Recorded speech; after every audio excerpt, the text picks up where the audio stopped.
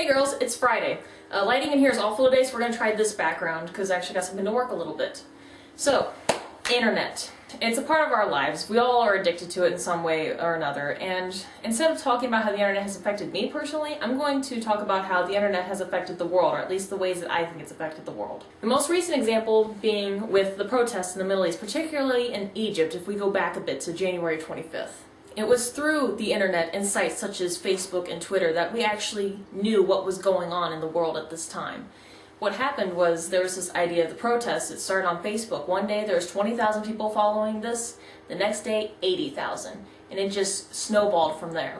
Now the really cool thing about this is that we got to hear what was going on from just average ordinary people as it happened, through the sites such as Facebook, Twitter, even just cell phones with pictures and video, even Flickr and YouTube. Everybody got in on this. So not only were people able to communicate and get the word out for these protests a lot quicker, but it really personalized what happened. See, a lot of times what we know about in history is mainly about dead white guys. You know, the guys that had all the money, that had the education, had the power in the world. The average Joe, like you and me, we're not heard of throughout history.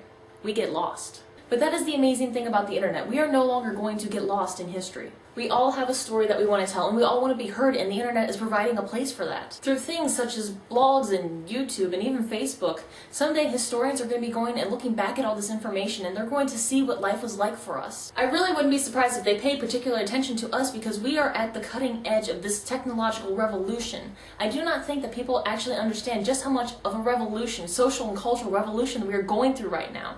We are the generation that is experiencing the change from not having internet to first experimenting with these online communities. Historians are going to be looking at things like our collab channel just to see how we got to know each other and how we used this technology when it was still very new to us. Of course, someday in the future it'll be just such a part of life where they're not even going to think about it. They're not going to realize that one time there wasn't the internet and people didn't get to know each other like they do now. But the most important thing is that we are not going to be forgotten. We are going to be remembered throughout history because we're here. We are making this statement online through blogs and through YouTube that we are here and we have things to say. There are just so many times throughout history where the common person like you and I, we've been lost, we've been forgotten, but you know what, with the internet and with sites like this, we're not going to be. We are leaving our mark on history and we will be heard. We will not be forgotten.